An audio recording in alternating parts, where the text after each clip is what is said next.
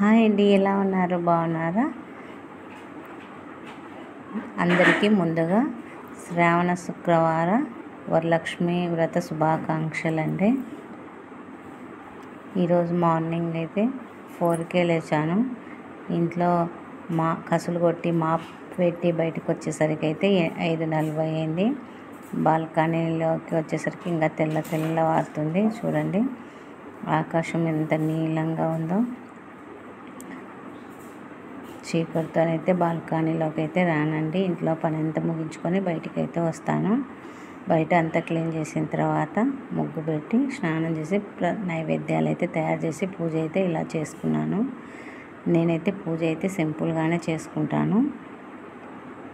కలశం మాత్రమే పెడతానండి. కలశం పెట్టి అమ్మవారికి అష్టోత్తరాలు అయితే చదివి పూజ అయితే ఇలా చేసుకుంటాను.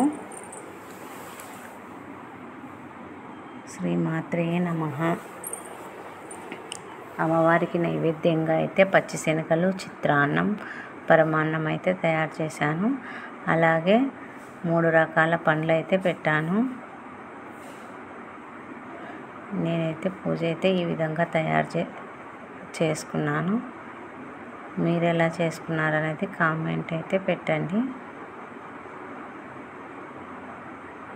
మా వీడియోస్కి నచ్చినట్లయితే లైక్ చేసి సబ్స్క్రైబ్ చేసి షేర్ చేయండి.